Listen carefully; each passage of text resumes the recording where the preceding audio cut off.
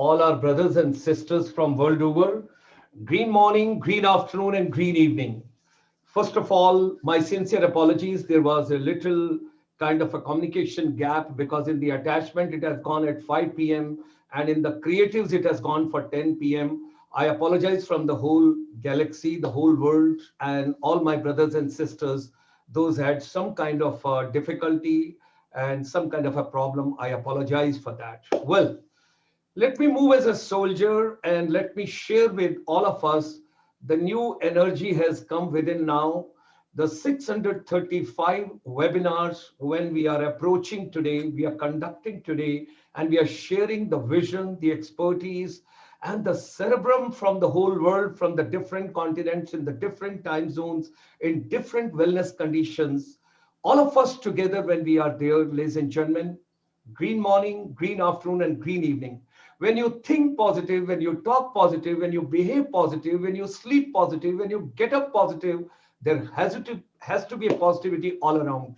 So all the difficulties, all the problems, all the glitches, whatever we faced in 2020, that was the past of the past. Forget about, leave it as a past, and let's move ahead. A wonderful morning yesterday. That was the Union Budget of India 2021 by Madam Nirmala Sitharaman ji, the Honorable Finance Minister of India, under the dynamic leadership of Shri Narendra Modi ji, the very vibrant, creative, innovative, futuristic, the Prime Minister of India who has a vision and who wants to take India ahead. So, ladies and gentlemen, this morning, this afternoon, this evening, whatever time zone you are in, we are starting a new journey.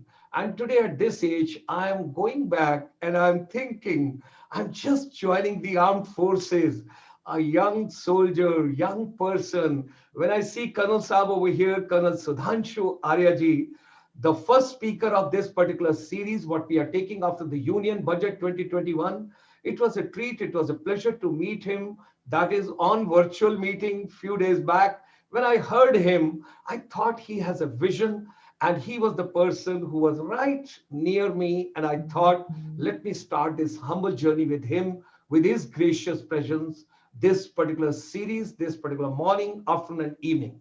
So, ladies and gentlemen, Union Budget 2021 for India, our focus is going to be, of course, it's a mind-blowing budget. You talk about infrastructure, you talk about health sector, you talk about financial sector, you talk about agriculture, you talk about wellness, you talk about anything, but we are going to focus on education sector. And when we talk about education sector, there also we are taking this specific agenda. The month of February, we are dedicating to 100 Sainik schools. This concept, what change it's going to bring in our youth, in our education, in our ecosystem, in our thought process, in our creativity, in our future leaders. The cradle for the leadership starts over here. And this is given to me by none else than Colonel Mohan from the Army Education Corps, one of the brothers. Okay, ladies and gentlemen, International Chamber for Service Industry extends a very warm welcome to all of you this morning, this afternoon, this evening. The new energy is moving in my body as a soldier when I talk to all my brothers and sisters across the world today. This is different, Dr. Gulshan Sharma. Now, Honorable Prime Minister of India views on the budget 21-22 when we talk about budget contains a vision of self-reliance as well as inclusiveness for every individual and every class. It's an important budget to make India Atmanirbhar Bharat, self-reliant India. Great regards to this lady, the Honorable Finance Minister of India, who gave 6 pillars of the Union Budget 21-22. And these 6 sectors, when we talk about health and well-being, physical and financial capital and infrastructure, inclusive development for aspirational India. The 4th part is most important for me. Reinvigorating human capital, our children, our youth, because the whole world has passed through pandemic. innovation and research and development, minimum government and maximum governance. These were the 6 pillars given, and fourth pillar we will be focusing on, and that is on our education. If we all recall that during the pandemic, right from 25th of March, complete lockdown, and in between mid part, thick of COVID, there was a new education policy, new sunrise, that was on 29th of July 2020. Ladies and gentlemen, the new education policy, which was given to entire India after 34 years. And this particular new education policy, now which is in the implementation mode, and once it gets implemented in totality, imagine what kind of a school education, higher education, technical education, vocational education, skills, competencies, capabilities, whatever you talk about. We will be focusing on education in our budget. What are the key reforms in education sector? 15,000 schools to be strengthened by implementing all new education policy components. Very important. Why 15,000 schools? You got to understand there are 1.5 million schools in India, and they have taken the slot that now in this particular component, let's do the pilot project and let's implement in the first phase in the 15,000 schools, the new pedagogy, whatever we want to bring in under the new education policy. The second part is next to my heart, soul, spirit, mind, vision, creativity.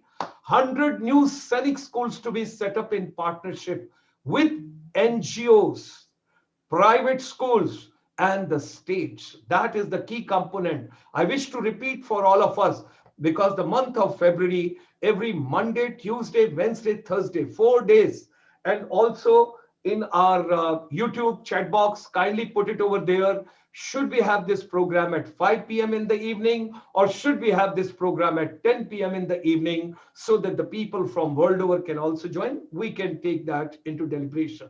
100 new Sainik schools to be set up in partnership with NGOs, private schools, and states. Third, legislation to be introduced to set up Higher Education Commission of India. When you talk about this, what exactly is? Now at present, you have got different stakeholders in the higher education. They want to have one body, one particular area to be taken, Higher Education Commission of India. And when you talk about Higher Education Commission of India, that legislation was they bring, imagine how smooth, how quick, how prompt the entire implementation process would be. Creation of formal umbrella structure to cover all government colleges, universities, research institutions in a city. Central University to come up in Leh and Ladakh. Oh my God. My emotions roll back when I served physically in uniform in that particular area, and I'm recalling today, this was the need of the hour.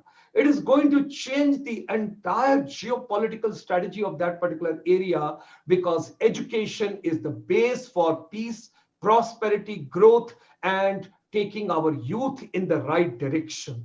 I think it's a great thing. Central University coming up in Leh for accessibility of higher education in Ladakh. 750 Eklavya model residential schools coming in tribal areas. Great, wonderful. Focus on creation of robust infrastructure facilities for tribal students. We are deeply committed on that. When you look at India, and particularly when I'm talking about, there are different states which has got a lot of tribals, but the northeast part of India has got a large chunk of the population, which is again in the tribals, besides Jharkhand, Odisha, and Madhya Pradesh, Rajasthan, a couple of other places we have got, including a couple of other places, right? Realignment of existing national apprenticeship training scheme. Something very important, apprenticeship training is to be given the focus. Initiatives for partnership with other countries like United Arab Emirates and Japan in skilling, because with education we have got skills, and with skills we have got MSME. That means your entrepreneurship, your startup, your stand-up, and whatsoever venture you want to take on. So the golden triangle, when you talk about education as the apex, skills coming, skills, competencies, and capabilities coming on one side, and your startups, stand-ups, innovation, incubation, Atal Tinkering Lab, and then besides that, the MSME, they all come together over there. Now, ladies and gentlemen, 4 pillars when we talk about. Now, 6 areas the Honorable Finance Minister covered, and the pillar 4, reinvigorating human capital. The budget has been increased by 9.5% as compared to last year as far as the education sector is concerned. The details are right over here. It is going to be on the YouTube. You can see it any point of time. I will move my face also a little bit on the side so that you can read it with depth and with clarity. Now, wow, great. God bless these kids. God bless these children. Wonderful kids. School education, ladies and gentlemen. I dedicated my devoted whole life in the higher education. But at the fag end of my life, I find school education is more important than higher education. Right. School education, 15,000 schools to be strengthened, what we have talked about in the first part, what we are going to take over here. Now, these 100 new Sainik schools, which will be set up with the NGOs and with the private school and the state's partnership, we will talk about it. And then higher education, of course, we have already discussed with you. And scheduled caste and scheduled tribes also we have discussed. Skills also we have discussed. Now, this is the vision of our chamber, what we are taking the journey in 2021. Teachers and youth empowerment. Something very interesting I would like to share with all of us. It's a great learning every day. Earlier, the education was teaching centric. That means teacher centric. Then it became learning centric. From learning centric, the role of the teacher during pandemic got changed and it became teacher as a facilitator. That means you stand next to the student. You do teach. Children don't require information anymore now. They already have enough of information. It's over flooded. It's overcoming. You don't require that much of information. Now, filtering the correct information. So teacher becoming facilitator, guiding the children. Now we got to move one step ahead because during the pandemic, they say Indian education system has moved 10 years faster, quicker, prompt as compared to what would have been the 10 years journey in the normal course had that been the scenario of the new education policy 2020, which was given on 29th of July. So what is the fourth part? First is teaching centric. Second is learning centric. Third part is teacher as a facilitator. Now coming to the fourth part. What is that? Co-learners. Co-learners. The buzzword is co-learners. Now we all are going to learn. And if we do not learn, we will perish. Either you perform or you perish. That is going to be because everything is going to be transparent. Digital, flipped learning, blended learning, different modes of learning, outside classroom learning, all that is coming in a very big way. So making education relevant skills and of course entrepreneurship. And with that, it will be combined with research and innovation, health and wellness, technology will play its Atmanirbhar Bharat. So teacher and youth empowerment is very, very important, which we have to take into consideration.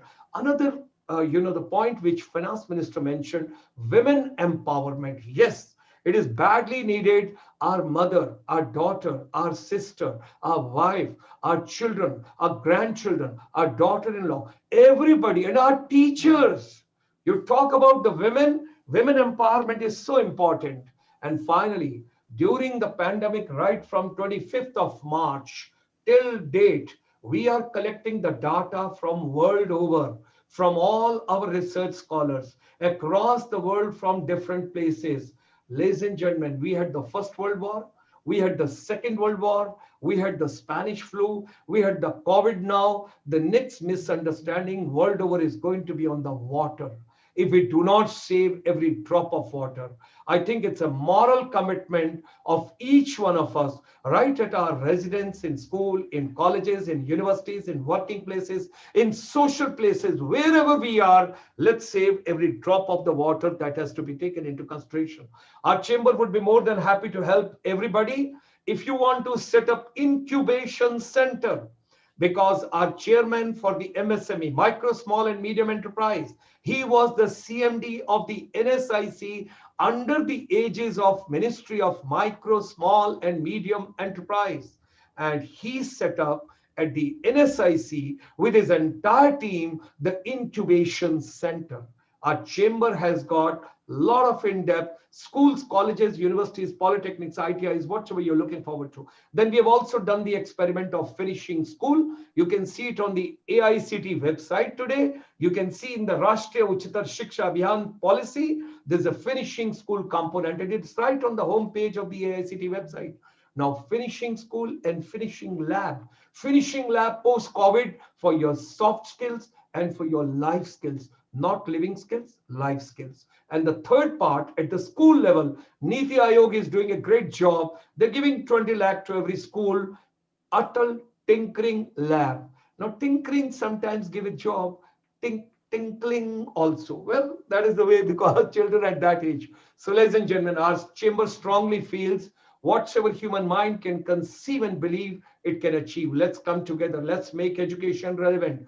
All of us got to be together. And of course, today we have got Colonel Sudhanshu Aryaji, the principal, Malwa Public Senior Secondary School. He had been very kind. He comes from Army Education Corps. That is the hardcore education. People, those are associated with education empowerment.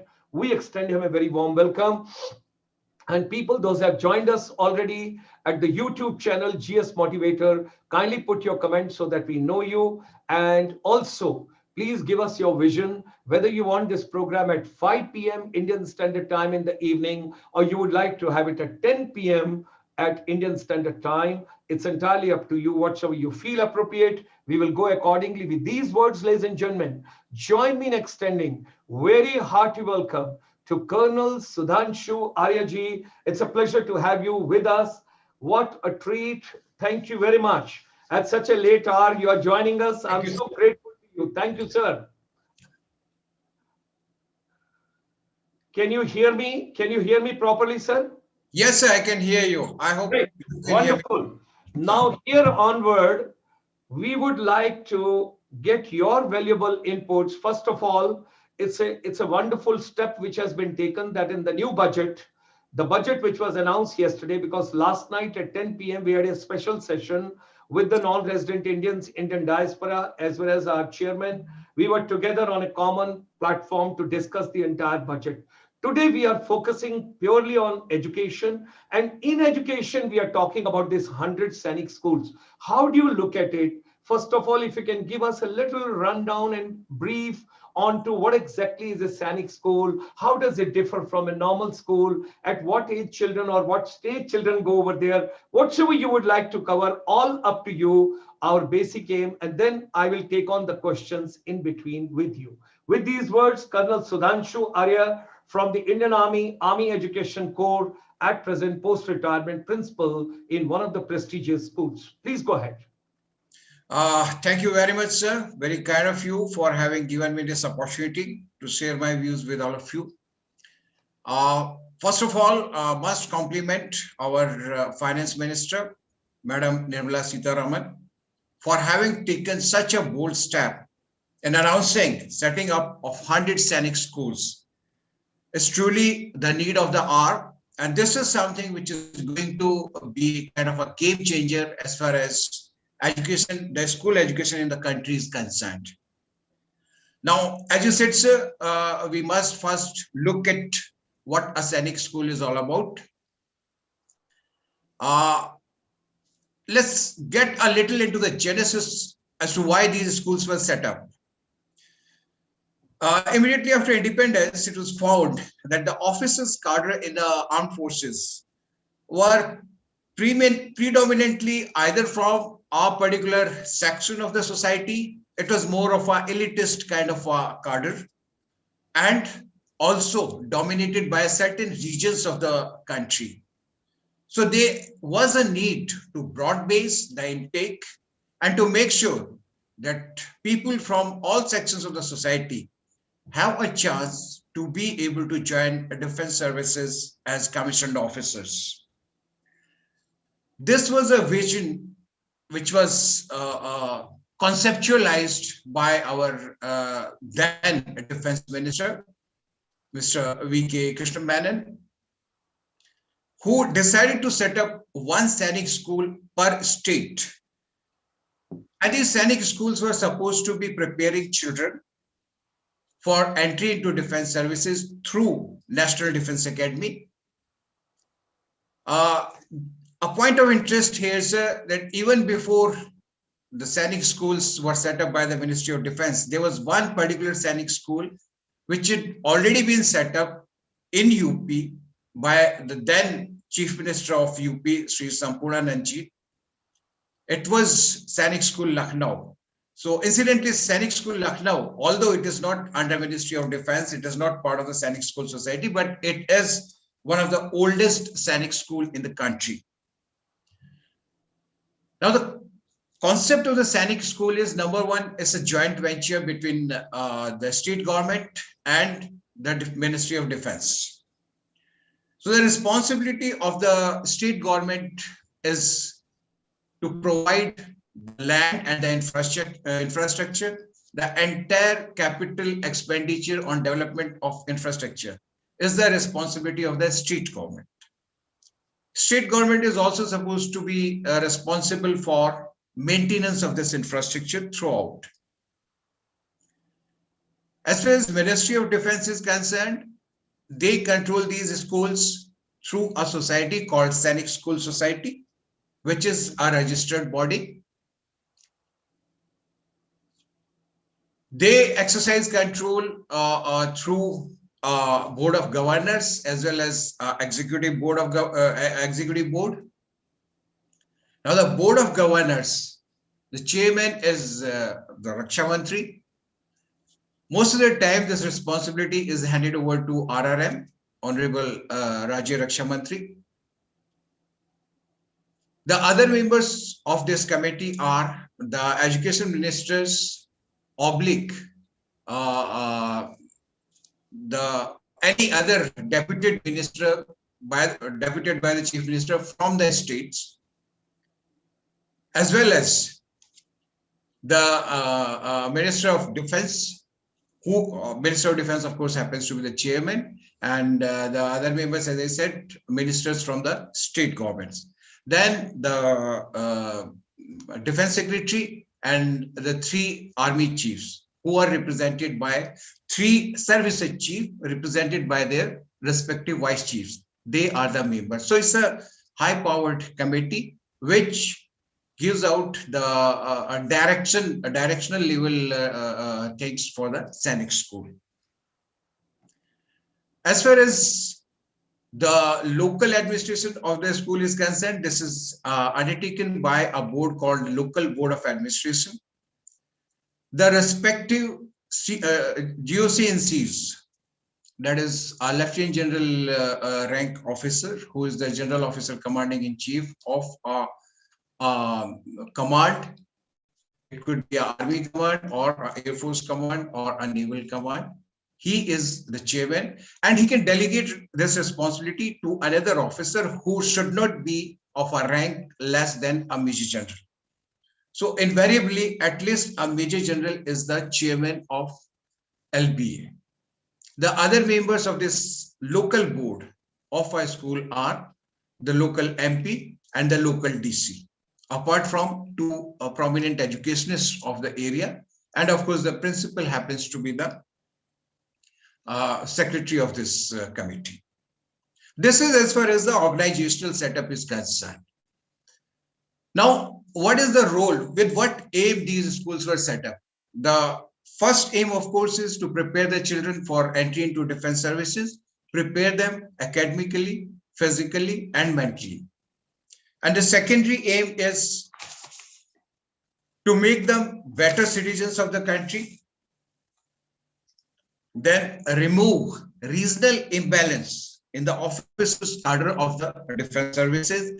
This is one aspect which has been taken care of very efficiently by the Sainik schools. Today, there are officers from all parts of the country, and they are equally represented at National Defense Academy and subsequently at the officers cadre level. Another aim was to bring public school education within the reach of the common man. Now, these schools have similar facilities which you may expect in any one of the costliest and the best public school of the country.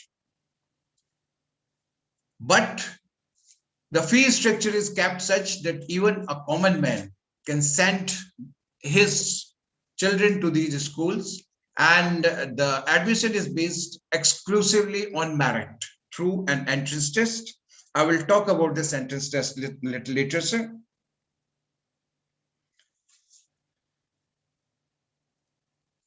Another aim was to kindle the flame of patriotism and make the cadets broad-minded. This is also done by exchange of cadets.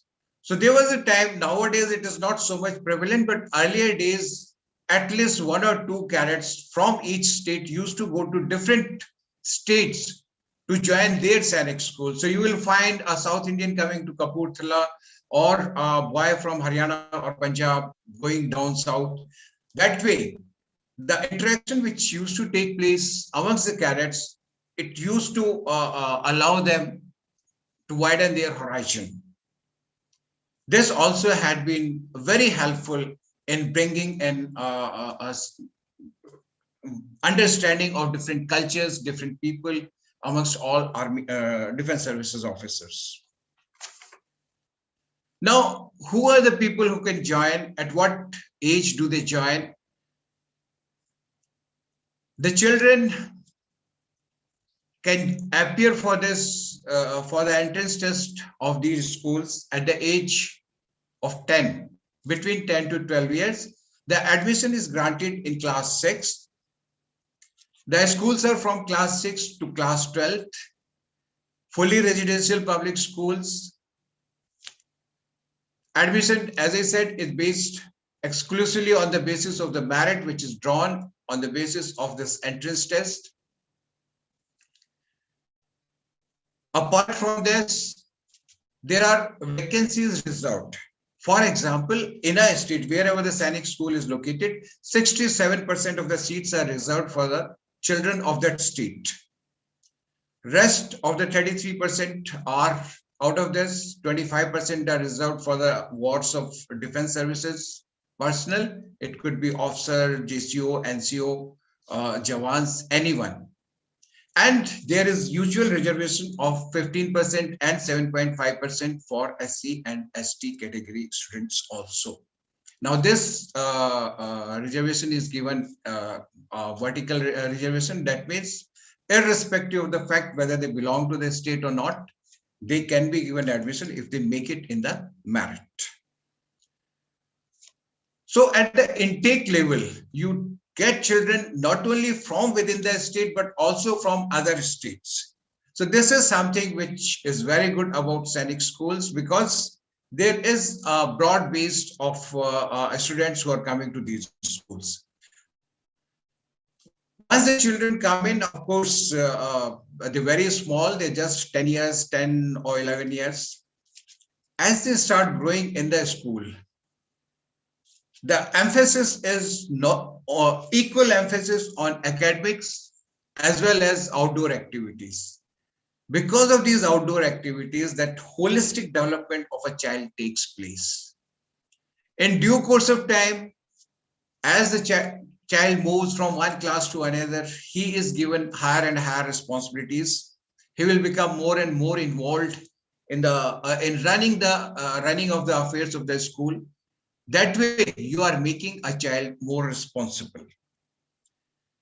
NCC is an integral part of all these Sainik schools, which helps in a very big way in character building, as well as preparing them for defense services life in future.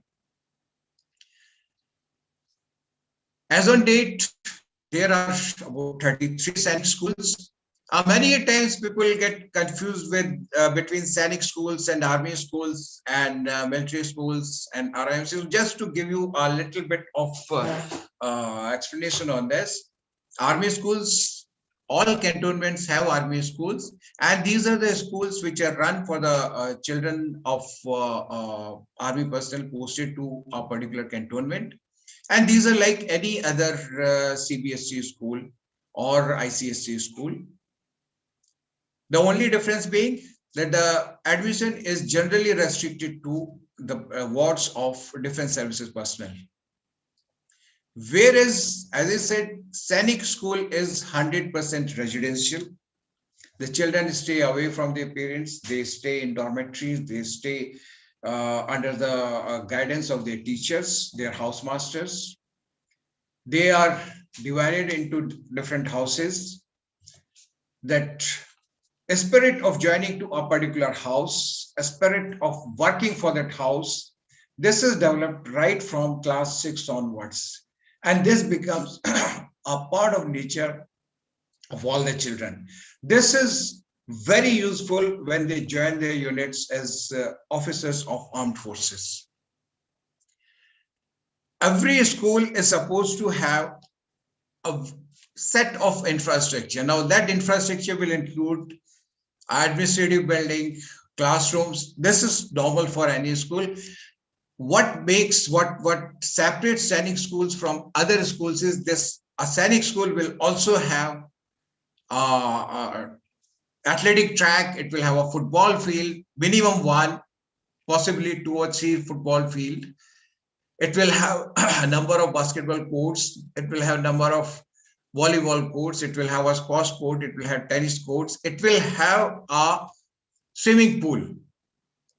It will also have an auditorium. Now, with all these facilities, a child is exposed to so many things that by the time he reaches from class 6 to class 12, he is a fully developed and absolutely confident young man who can take any challenge anywhere.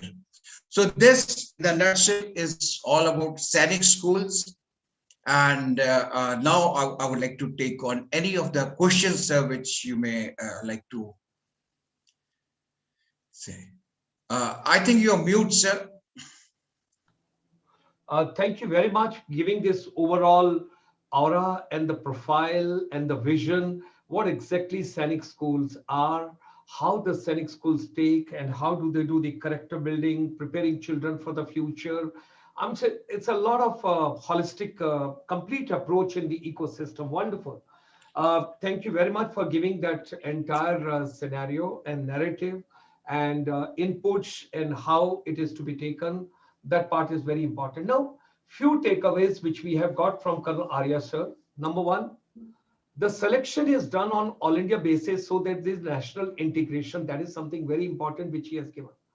Second part, irrespective which particular category you belong to, but there is a particular kind of a segment being kept for you in the final merit, which if I could understand and if I have noted down correctly, that is about 15% for the SCs, 7.5% for the STs, and 25% for the ex-servicemen, irrespective whether they are Jawans, JCOs, officers, or whosoever children they are. Absolutely. That is the kind of a component which I got.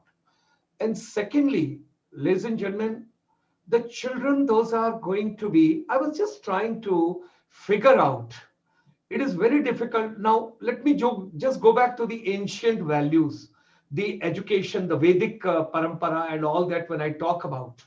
There was a concept of Gurukul, right? Guru Shishya Parampara when we talk about.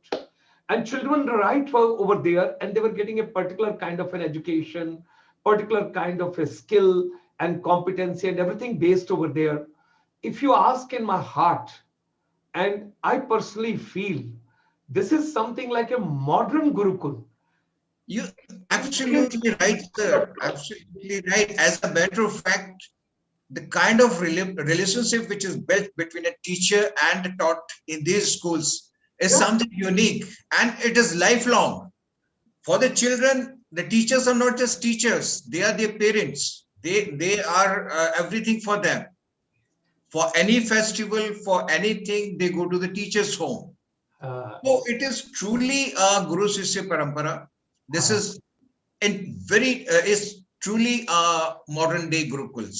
Yes, and also at the same time, children are not deprived of anything of technology, anything of the modern science, anything of that kind, because the subjects which are being covered over there, if I understand, what do we call this syllabi which we follow over there, sir? All these schools are affiliated to CBSE, sir. Ah, 100% affiliation to CBSE. wow, wow. The CBSE syllabus which is followed there. Great, great. So that component is also being taken care of now very well over here. And ladies and gentlemen, Yes. I understand over here. Today we are talking in the new education policy that we are removing the barriers of the art, commerce, and science and all. But when we are having a holistic development of a child in the Sainik school, it's a modern Gurukul. I personally Absolutely. look at it, it's a modern Gurukul. Sir. Because if I tell a particular child that I want to take back you somewhere and all, because children in a virtual world have gone very far. But anyway, that's altogether a different subject. I'll take it on some other day. Today, my focus is totally on the Sainik schools and all. Sir, what do you think? These 100 schools coming up in India, how would they shape up our youth, the future of these youth, and particularly these children, patriotic, with the character building, with national spirit, with holistic spirit, national integration spirit, coming from a different places and all that when we talk about, how do you look at it? Because you have been deeply associated and you have served the Sainik school, rather you have taken the responsibility to be a part of Sainik school. How do you look at it? Sir, before I go into as to how it is going to impact the future generations, Yeah. I would like to bring to your notice, sir, what is the few of the names of alumni of Sainik schools I would like to take. Those who have risen to the highest ranks, not only in defense services, but otherwise also. That will give you a glimpse as to what all can these schools achieve. A few of the names, like Air Chief Marshal P.V. Nayak, Okay. General Deepak Kapoor. Air Chief Marshal P.V. Nayak was from Sainik School Satara. General Deepak Kapoor from Sainik School Kunjpura. Then General Dalbir Singh, who was from Sainik School Chittorgarh. Air Chief Marshal Arup Raha, Sainik School Gwalpada. And then Sri Bhupender Singh Huda and Sri Nephew Rio, both of them chief ministers. Then Sri D. Subbarao, the RBI governor, he was from Sainik School Korukunda. Then even eminent media and film personalities like one of the most renowned advertising guru in the country is Sri Prahlad Kakkar. He is from Sainik School Kunjipura. Mr. Prakash Jha, the eminent film director, is from Sainik School Tilaiya. Mr. Rakesh Roshan is from Sainik School Satara. So all these people have come out from there. So Sainik schools prepare children not only for defense services, but for a successful career anywhere in any walk of life. Great, great. And this is something which is going to happen to anyone who joins these schools in the days to come. How will it be different from any other residential school, or how will it be different from any normal school? First of all, being part of Sainik school, they will develop certain qualities in them. For example, the punctuality, something which is lacking in our country to a very large extent. Punctuality and the sense of responsibility which these children develop at a very young age is something phenomenal. Then loyalty and integrity. These are two things which are so integral for a successful man. Until unless your loyalty and your integrity can be assured, you can't really be successful in any walk of life. So these are the things which are going to be how the children who are coming to these schools, they will be impacted. Now, apart from this, Let me also tell you that the results of these schools are one of the best in CBSE board results also. That means when a child joins a Sainik school, he not only becomes an outdoor kind of a person, he is also exceedingly good in academics. And then the sky is the limit. He can join IITs, he can join a medical college, he can join commerce. As of now, we do not have commerce stream in Sainik schools, but in the days to come, I'm sure that Sainik schools will also have commerce stream. And with these kind of things, once, irrespective of the fact whether a child is able to join defense services or not, whichever field he joins, whichever walks of life he goes into, he will be at the top of the pyramid. This much I can assure you. Wow. And this is going to be of great help for the country in developing its human capitals. Wonderful, wonderful. Very kind of you, very kind of you. Thank you very much for your most valuable inputs today on the first teaser, and that is the starting this particular journey, the 100th Sainik School coming up in India, announced by the Honorable Finance Minister of India. I'm so grateful to Colonel Sudhanshu Aryaji for that. Ladies and gentlemen, couple of takeaways for all of us from tomorrow, because we'll do a little bit more research on that. That is Sainik schools as modern gurukuls. That is something which I personally feel in my personal capacity, because I served in the armed forces also in the uniform and in the civil sector also today, when I find, particularly through the chamber. And he gave quite a bit of punctuality, loyalty, integrity, moral values, and holistic development, character building, couple of qualities he has given. And finally, when we look at the whole thing, where he used a term called human capital, India's greatest asset today, because the world population is aging. People are getting elderly world over, and they would require care. And who can take a better care if there is a global peace? When there is a peace, there is a prosperity, and there's a growth, and there's a brotherhood. And all of us, the whole world will look like a family. I do not know. I think one of these days we will do a case study on that as well. We'll take a separate subject. But today, as a teaser with Colonel Arya sir, once we have started this particular journey, let me share with all of you Monday, Tuesday, Wednesday, Thursday. Monday, Tuesday, Wednesday, Thursday. 4 days a week we will be dedicating to this, because Friday is already dedicated to water strategy, water management strategy. Saturday we go for Swami Vivekanand, and Sunday we go to MSME, micro, small and medium enterprise, because after all, you've got to take up some kind of a venture on completion of your studies and whatsoever you're doing.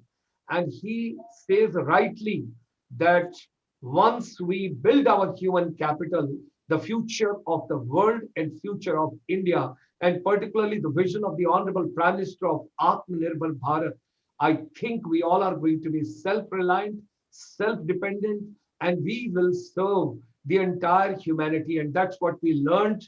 That is called Vasudhaiv Kutumbakam. Vasudhaiv Kutumbakam. And with these words, tomorrow you would be meeting Colonel Inder Mohan. He is again from the Army Education Corps. He would be coming tomorrow evening. And let me tell you right now, tomorrow evening, the program will be at 5 p.m. That is the request which has come. So we will hold a program at 5 p.m. tomorrow evening. It is like a regular program. Today, my sincere apologies, and I regret from all those people when you had a lot of difficulties and you have been sending me the WhatsApp and messages and all, because in the creatives, it was written 10 p.m. and in the attachment, it was written 5 p.m. So I apologize for that. That was a little bit of a technical error which has been done. But well, it is always the captain of the ship who has to take on the responsibility, not the team. So why I didn't see that carefully. And tomorrow we will have Colonel Inder Mohan, and day after tomorrow, you will have Colonel Amarjeet Singh. That will be on Thursday. Today is Tuesday. Today is Lord Hanumanji's day. And we have started with Bajrang Bali in a very nice and a very decent way. That is the way we have come. So with these words, ladies and gentlemen, our deepest gratitude and thanks to Colonel Sudhanshu Aryaji. He had been very kind. And I'm so grateful to you This particular journey has started with you. All of us together, those are watching this particular program, kindly give me more and more people to whom you want to bring on this platform. I consider Sainik schools as modern gurukuls, because over here the character building is done, nation building is done, and human building, that is human capital building, is done.